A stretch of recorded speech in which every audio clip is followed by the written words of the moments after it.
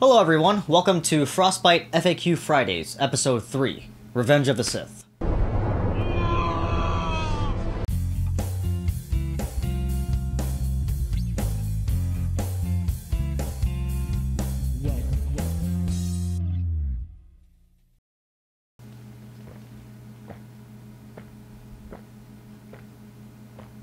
How do you record your bass in your bass covers? Simply put, I go into my pedal board from my bass guitar, and then that goes into a compressor, and then that goes into my sans amp. My sans amp goes into my interface goes into my DAW. That is my recording path. I sculpt my tone mostly on my sans amp. I throw in a virtual bass amp on the channel that I create on my DAW, which is provided by Logic X. Logic Pro X has bass amps that I use inside of it, and then I throw in some compressors and some EQ. I only use one channel track, and then I put in the backing track of the song that I want to play. That usually works for me, but sometimes I will throw in a second track, so I will make my bass track two simultaneous tracks, and then I will process one track heavily, and then I'll leave one track clean with just a clean bass guitar, and then I'll mix and match the two to see which sounds better to me. I have changed my methods of recording drastically since I started recording on YouTube. So in the beginning, when I was doing the covers, it was just the onboard microphone on the camera that I was using, and that was horrific. It sounded absolutely horrible.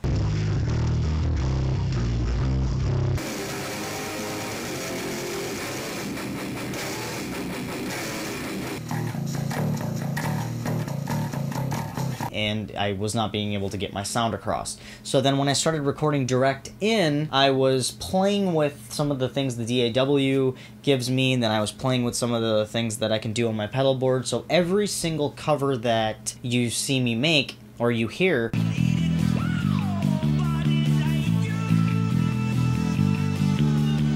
is different from the last. I do not do the same thing twice. I might use a different type of compressor, I might use a different type of EQ.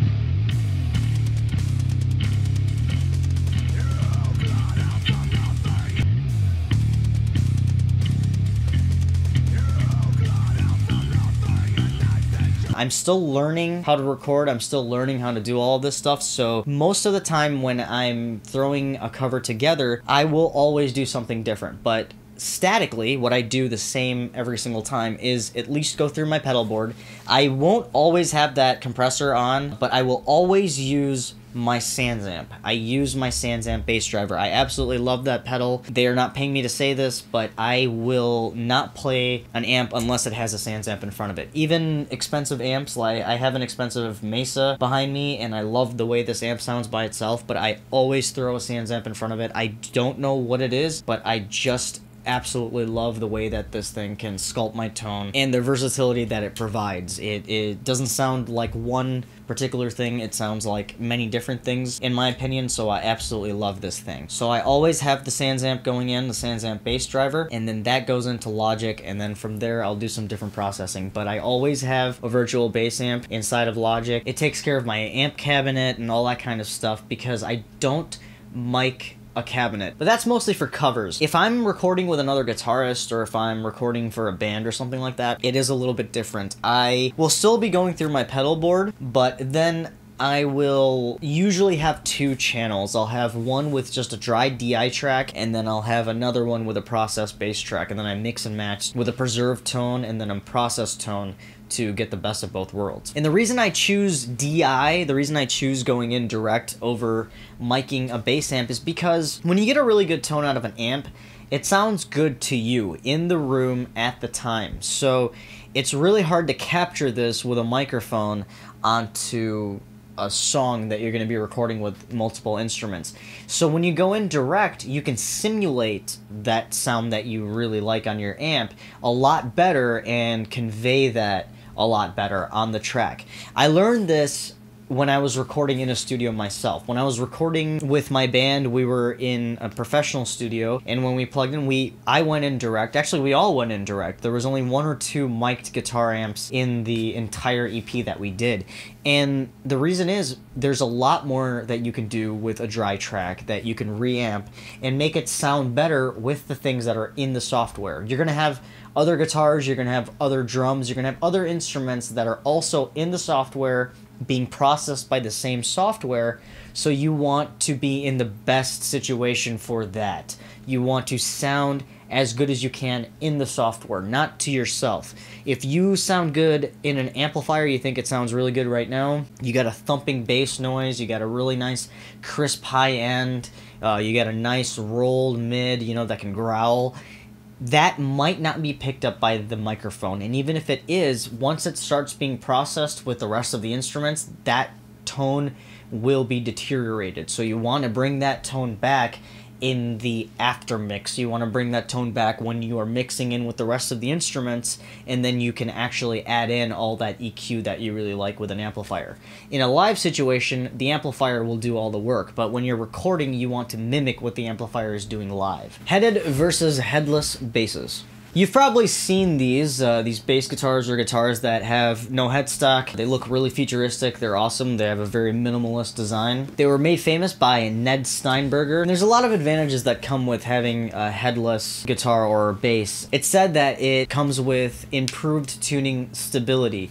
The fact that there is no headstock or tuning pegs that can be knocked around, and that it is in the body of the bass. It'll usually be in the bridge where you fine tune. There's nothing that can knock that around, and also the gear ratio is higher when it's in the bridge versus when it's just a tuning peg, so you can get a very accurate tuning. With this efficient tuning comes an eliminated neck dive, because you don't have that headstock kind of counterweighting the body, so the body holds the mass of the instrument, and all you have is kind of a almost weightless neck. And all of this does not affect the tone of the instrument whatsoever. If you play a headless bass and you play one with a headstock, it will not sound any different. Other factors in the instrument will have a lot more to do with the tone, the wood, the pickups, the bridge, the strings, a lot more, way more than having a headstock or not. The headstock holds absolutely no tone of the instrument, so when you take it off, it is entirely possible to still sound like an actual bass guitar. Two bass players that come to mind that use headless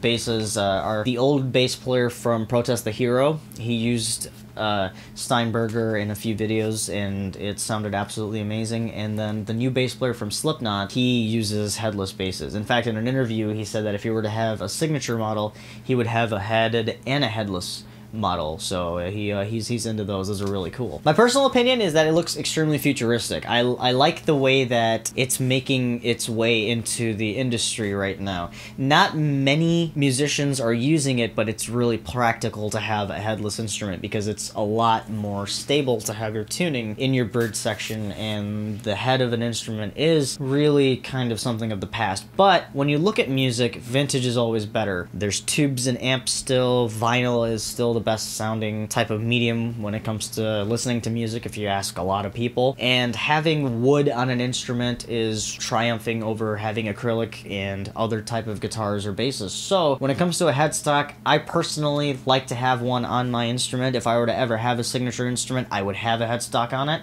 I don't much like the headless look. I would play one. I would love to have a Steinberger, but if I were to have a choice and only have a headed or headless, I would have a headstock on my bass guitar. I absolutely love the design, and I think that it looks perfectly vintage. Most noobs play 5 and 6 strings bass. Most pros play 4 strings only. Where do the 9-volt batteries go when you switch from a passive bass to an active bass? The 9-volt batteries, you can do 2 things with them. One is slightly harder to do, and you probably want it professionally done, is to route out a cavity in your body, in the bass body in the back, and no, that will not alter your tone in any way whatsoever. You could do that and then have a route go into the pickup cavity. This is, of course, probably going to be costly and you're not going to want to do this. The second and most popular thing to do is to put it in either the wiring cavity on the back of the bass or under the pick guard. On my P bass, it's under the pick guard because it's easier to do that. Most of the time, people will put it right where the wiring cavity is, and they'll just strap it down with electrical tape. Having the battery near anything, the pickups or wiring or pots or anything like that, is not going to affect any of the noise. The battery does not emit any signals, so it's not going to cause or affect any kind of problem in the bass guitar. Why do you wear PJs in some of your videos? My videos have always been filmed in my room. My room is my domain at the moment. Growing up, it's always been my domain. When I move out of here, it's not going to be my domain any longer. But as far as this channel is concerned, it's mostly my domain, and it's my main studio. And in my main studio, being comfortable is just as important as sounding good, being professional, and being awesome. And I like to be very homey, so I like to feel like I'm at home, and I like you guys to feel like you're at home. Sometimes I hope that you are wearing PJs when you're watching my videos, because you should be in the comfort of your home or in your life wearing what you want to wear, like I wear what I want to wear when I make what I want to make.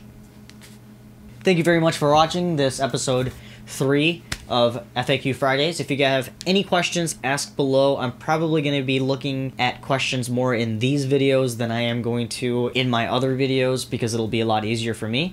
Ask me on Twitter, ask me on Facebook, and I will catch you guys in the next one.